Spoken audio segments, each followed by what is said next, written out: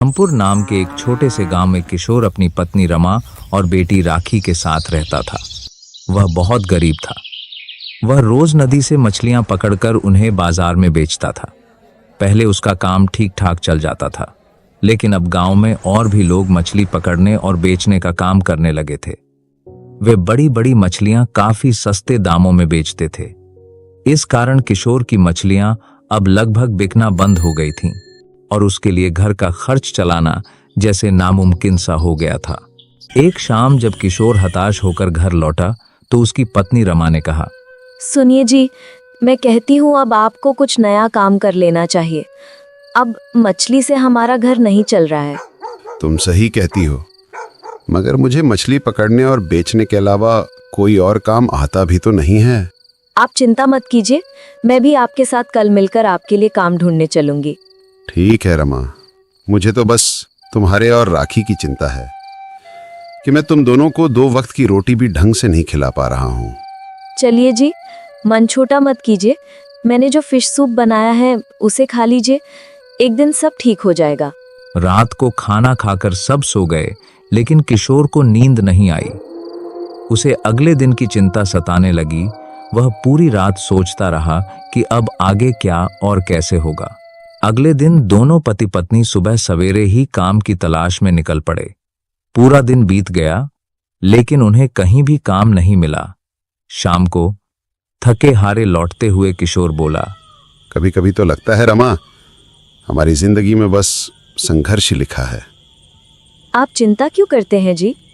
पास में ही शायद एक और फैक्ट्री है, एक बार वहां चलकर देख लेते हैं, शायद वहां कुछ काम मिल जाए।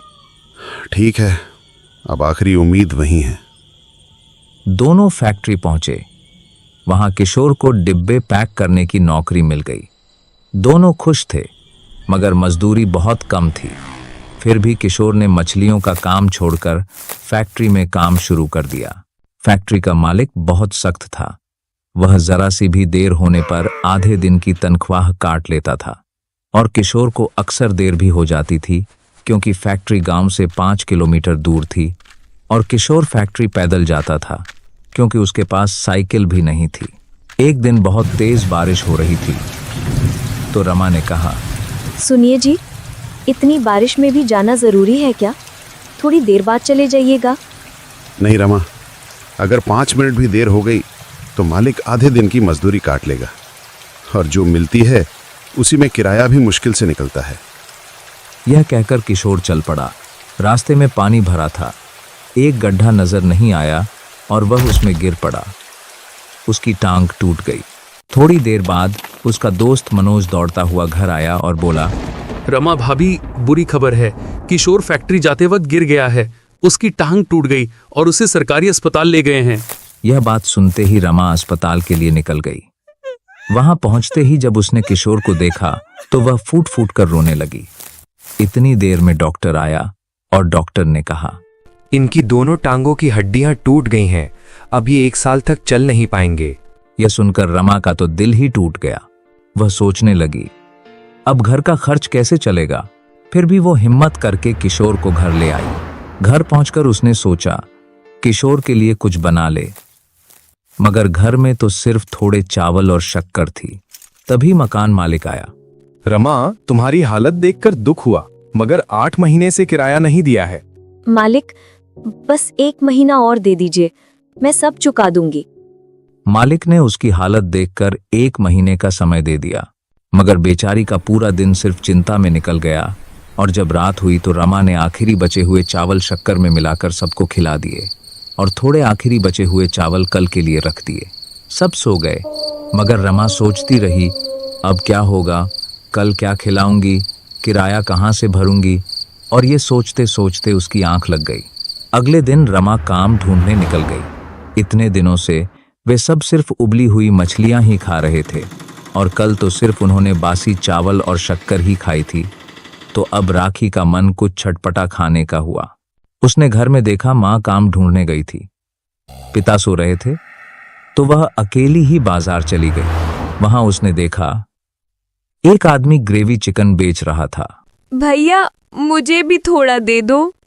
पैसे हैं तेरे पास? राखी ने कहा। पैसे तो नहीं है मेरे पास।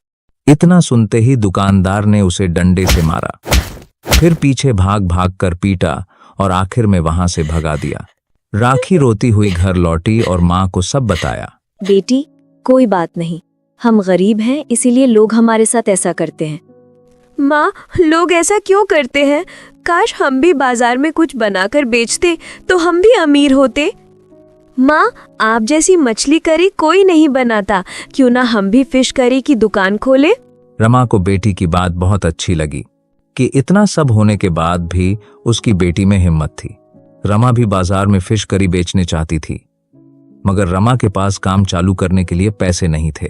तभी उसे अपनी सहेली मीना याद आई, जो पास के गांव में रहती थी। रमा ने एक मछली पकड़ी, उसे उबालकर सूप बनाया और मीना के घर जाने के लिए निकल गई।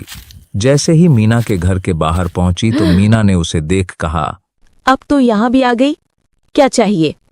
तुझसे मिलने आई हूँ, कुछ मदद चाहिए? रमा, यहाँ मत आया कर, मेरी इज्जत है इस गांव में। तभी मीना की एक सहेली आई।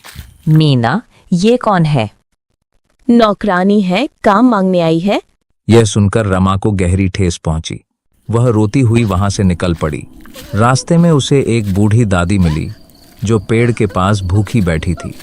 बेटी, 2 दिन से कुछ नहीं खाया, कुछ खिला दे। रमा ने अपना सूप उसी को दे दिया। बेटी, तू बहुत नेक है, आजकल कोई किसी की मदद नहीं करता और तू इतनी नेक होकर भी रो रही है।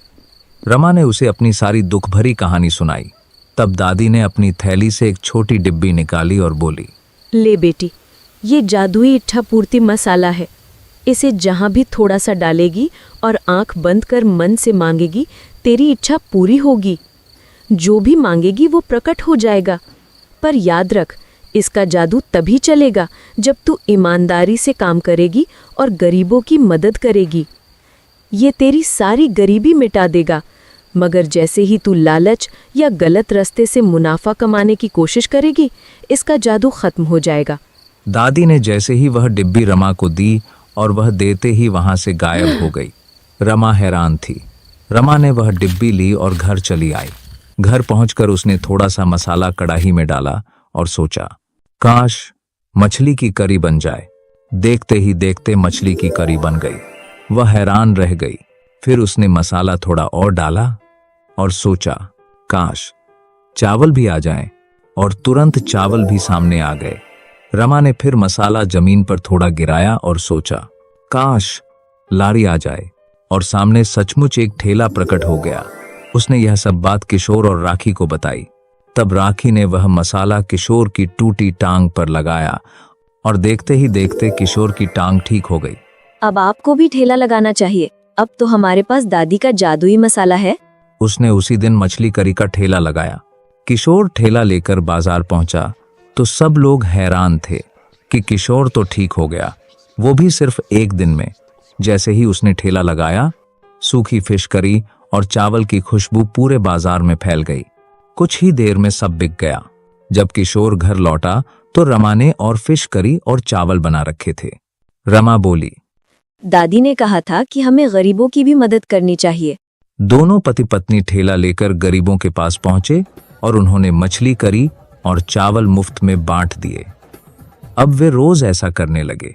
रमा और किशोर रोज मेहनत से काम करते, पूरे दिन मछली करी और चावल बेचते और रात को गरीबों को मुफ्त में खाना खिलाते। वे उस जादुई मसाले का सही उपयोग करते रहे, क्योंकि रमा और किशोर के मन में कभी भी लालच नहीं था। आखिरकार उनकी गरीबी समाप्त हो गई और वे सुख, शांति और खुशी से अपना जीवन बिताने लगे।